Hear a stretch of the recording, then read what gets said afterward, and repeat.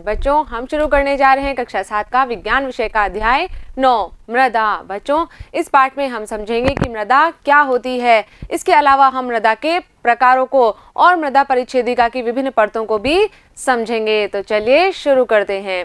बच्चों, आप सभी जानते हैं कि मृदा यानी कि मिट्टी हमारे महत्वपूर्ण प्राकृतिक संसाधनों में से एक है। ये मिट्टी क्या करती है? पेड़ पौधों की जड़ों को मजबूती से बांधे रखती है और उन्हें जल और पोषक तत्वों की आपूर्ति करती है, जिससे क्या होता है? पेड़ पौधों की वृद्धि होती है। इसी प्रकार बच्चों, कृषि के लिए भी मृदा अनिवार्य है, यानी कि सभी फसलें किसमें उगाई जाती है? मिट्टी में उगाई जाती है। यदि मिट्टी नहीं होगी तो हम फसलें भी नहीं उगा पाएंगे और इस कृषि के द्वारा हमें कपड़ा और भोजन प्राप्त होता है। इसलिए हम कह सकते हैं कि ये जो मृदा है ये हमारे जीवन का एक अभिन्न अंग है। यदि मिट्टी नहीं होगी तो फसलें भी नहीं होगी और भोजन उत्पन्न नहीं हो पाएगा और हम जीवित नहीं रह पाएंगे। इसलिए मृदा का होना बहुत ही आवश्यक है। बच्चों, इस मिट्टी के अंदर अनेक सूक्ष्म जीव पाए जाते हैं। छोटे छोटे जीव होते हैं जो पेड़ पौधों की वृद्धि के लिए आवश्यक होते हैं। ये सूक्ष्म जीव क्या करते हैं? जो सड़ी गली पेड़ पौधों की पत्तियां हैं या जंतुओं के अवशेष हैं, इन्हें अपघटित करते हैं और विभिन्न पोषक तत्वों को और खनिज लवणों को मृदा में निर्मुक्त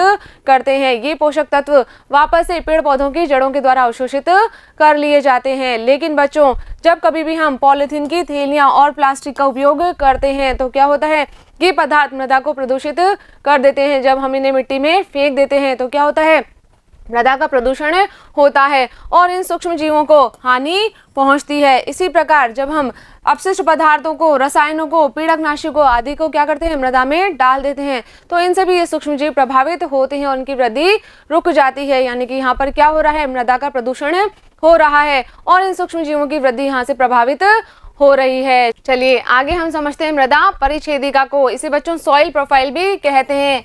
बच्चों, मिट्टी जो होती है वो अनेक परतों से मिलकर बनी होती है और ये परतें एक दूसरे के ऊपर व्यवस्थित होती है। अब किस तरह से व्यवस्थित होती है इसको समझने के लिए हम करेंगे एक क्रियाकलाप। क्या करना है? हमें थोड़ी सी मिट्टी लेनी है और एक कांच का गिलास लेना है जिसे हम 3/4 जल से भर लेंगे। अब क्या करेंगे? इस गिलास के अंदर हम मुट्ठी भर मिट्टी डाल देंगे और उसे अच्छे से हिला देंगे और थोड़ी देर के लिए इस गिलास को सेट होने के लिए अलग रख देंगे। तो थोड़ी देर बाद जब हम देखेंगे तो इसमें हमें अलग अलग परतें इस तरह से दिखाई देती है। यानी कि जो हमारा कांच का गिलास है इसमें विभिन्न आमाप के कणों की परतें हमें दिखाई देती है। तो जो इसमें सबसे ऊपर वाली परत होती है इसके अंदर बच्चों मृत अथवा सड़ी गली पत्तियों के टुकड़े या जंतुओं के कुछ अवशेष तैरते हुए दिखाई देते हैं। ये सड़े गले जैव पदार्थ क्या कहलाते हैं? ह्यूमस कहलाते हैं और इस ह्यूमस में पोषक तत्वों की मात्रा बहुत अधिक होती है। यानी कि मिट्टी की जो ऊपरी परत होती है वो बहुत ही उपजाऊ होती है। अब इस मृदा का निर्माण कैसे होता है? तो क्या होता है बच्चों? पवन, जल और जलवायु की क्रिया से शैलें यानी कि चट्टानें टूटती है और मृदा का निर्माण होता है। यह प्रक्रिया क्या कहलाती है?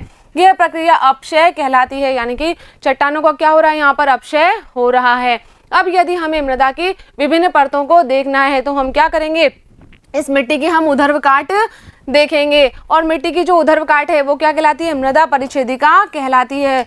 चित्र में देखिए बच्चों, ये मृदा परिच्छेदिका का चित्र है। इसमें हमें अलग अलग परतें दिखाई दे रही है। तो ये जो परतें होती है ये गठन, रंग, गहराई और रासायनिक संगठन में भिन्न होती है। इन परतों को कहते हैं बच्चों संस्तर स्थितियां। तो जो सबसे ऊपर वाली परत है वो ए संस्तर स्थिति कहलाती है। उसके नीचे वाली जो परत होगी ये बी संस्तर स्थिति कहलाती है और इसके नीचे सी संस्तर स्थिति होती है और सबसे नीचे कठोर चट्टानों का आवरण पाया जाता है जिसे क्या कहते हैं? आधार शैल कहते हैं। तो बच्चों, जो सबसे ऊपर वाली परत होती है ये गहरे रंग की होती है क्योंकि इसमें ह्यूमस और खनिजों की मात्रा अधिक होती है। इसके अलावा यह मृदु, संरंध्र और अधिक जल को धारण करने वाली होती है। इसे क्या कहते हैं? शीर्ष मृदा या ए संस्तर स्थिति से कहते हैं।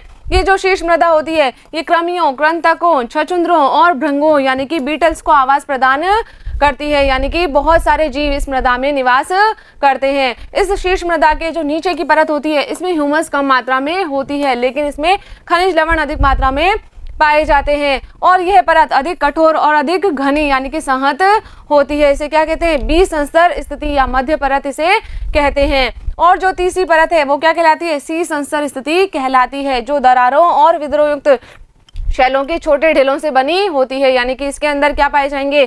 शैल और छोटे छोटे ढेले पाए जाएंगे। और जो सबसे नीचे की परत होती है उसे क्या कहते हैं? आधार शैल कहते हैं। इसके अंदर क्या होती है? कठोर चट्टानें होती है। और इसे फावड़े से खोदना कठिन होता है, यानी कि मृदा परिच्छेदिका के अंदर अलग अलग परतों का गठन अलग अलग होता है। चलिए आगे बढ़ते हैं। आगे हम बात करते हैं मृदा के प्रकार के बारे में कि मिट्टी कितने प्रकार की होती है। तो बच्चों हमें ये तो पता चल गया मिट्टी का निर्माण किससे होता है, शैलों के अपक्षय से होता है और विभिन्न पदार्थों के छोटे छोटे कण निर्मित होते हैं। तो इस मिट्टी में क्या पाया जाता है, बालू और चिकनी मिट्टी सम्मिलित होती है।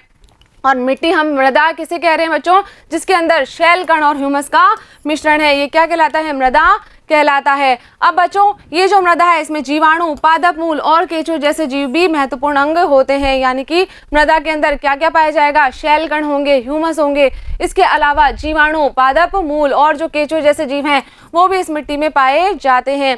अब इस मिट्टी को हमने वर्गीकृत किस प्रकार से किया है, तो ये किया है बच्चों हमने इसमें पाए जाने वाले विभिन्न अमाप के कणों के अनुपात के आधार पर मिट्टी को हमने 3 भागों में वर्गीकृत किया है। कौन कौन सी मिट्टी है, बलुई मृदा, मृणमय मृदा और दोमटी मृदा, यानी कि अलग अलग साइज के जो कण इसमें पाए जा रहे हैं उसके आधार पर हमने मिट्टी को वर्गीकृत किया है। तो बच्चों जो सबसे पहले हम बात कर रहे हैं बलुई मृदा की, इसमें क्या होता है, बड़े कणों का अनुपात अधिक होता है, यानी कि बड़े कणों की मात्रा इसमें अधिक होती है। तो कौन सी मिट्टी होती है, बलुई मिट्टी होती है। और यदि सूक्ष्म कणों का अनुपात अधिक होता है तो कौन सी मृदा कहलाती है, मृणमय मृदा, यानी कि चिकनी मिट्टी कहलाती है। इसके अंदर क्या होगा, सूक्ष्म कणों का अनुपात अधिक होता है। और यदि बड़े और छोटे कणों की मात्रा लगभग समान होती है तो यह दुमटी मृदा कहलाती है, यानी कि तीनों मृदा में क्या होगा, जो बलुई मृदा है उसमें कण कैसे होंगे, बड़े होंगे, जबकि मृणमय मृदा में सूक्ष्म कण होते हैं। और जो दुमटी मृदा होती है उसमें बड़े और छोटे कणों की मात्रा लगभग समान होती है। बच्चों जो बलुई मृदा है इसके अंदर क्या है, बालू के कण अपेक्षाकृत बड़े होते हैं और इसीलिए एक दूसरे से जुड़ नहीं पाते हैं, इसलिए क्या होता है, इनके अंदर बड़े बड़े रिक्त अवकाश होते हैं और इनमें वायु भरी होती है। और जब इसमें वायु भरी हुई है, कण बड़े बड़े हैं, तो क्या होता है कि इस मृदा में जल की निकासी तेजी से हो जाती है और ये मृदा कैसी होती है, हल्की, सुवातित और शुष्क होती है। जबकि जो मृणमय मृदा होती है इसमें कैसे कण है, इसमें सूक्ष्म कण पाए जाते हैं और ये परस्पर जुड़े रहते हैं, इसलिए इनके बीच में रिक्त स्थान बहुत ही कम होता है और इनके कणों के बीच में जो जल है वो रुक जाता है, यानी कि इस मिट्टी की जल धारण क्षमता अधिक होती है। इसीलिए ये मिट्टी कैसी होती है, भारी होती है। इसमें वायु तो नहीं है लेकिन इसमें क्या रुका हुआ है, जल इसमें रुका हुआ रहता है और इसीलिए मिट्टी भारी होती है। चलिए आगे बात करते हैं दुमटी मृदा की। तो इस दुमटी मृदा में बालू, चिकनी मिट्टी और गाद का मिश्रण होता है। गाद क्या होती है, गाद बच्चों नदियों के तलों में निक्षेप के रूप में पाई जाती है और इसके कणों का आमाप बालू और चिकनी मिट्टी के कणों के बीच का होता है। ये जो दुमटी मृदा होती है इसमें ह्यूमस अधिक मात्रा में पाई जाती है और इसकी जल धारण क्षमता भी उचित होती है, यानी कि ना तो बहुत अधिक होती है और ना ही बहुत कम होती है और इसीलिए ये जो मिट्टी होती है पौधों की वृद्धि के लिए सबसे अच्छी मानी जाती है, यानी कि जो दुमटी मृदा है वो क्या है, पौधों की वृद्धि के लिए सबसे अच्छी मृदा होती है। तो बच्चों यहाँ पर हमारा ये भाग कंप्लीट होता है। मुझे उम्मीद है कि इस वीडियो में हमने जो भी बातें की है वो आपने अच्छे से समझी होगी और अपनी कॉपी में नोट भी कर ली होगी। तो बच्चों इस वीडियो पर आधारित मैं आपको 2 प्रश्न दे रही हूँ जिनके उत्तर आपको अपनी कॉपी में नोट करने हैं। पहला प्रश्न है ह्यूमस किसे कहते हैं और दूसरा प्रश्न है कणों के अनुपात के आधार पर मृदा को कितने भागों में वर्गीकृत किया जाता है। बच्चों इन दोनों प्रश्नों के उत्तर समझकर आपको अपनी कॉपी में नोट करने हैं। मिलेंगे हम अगले वीडियो में इन दोनों प्रश्नों के उत्तर के साथ। तब तक आप पढ़ते रहिए, आगे बढ़ते रहिए। धन्यवाद।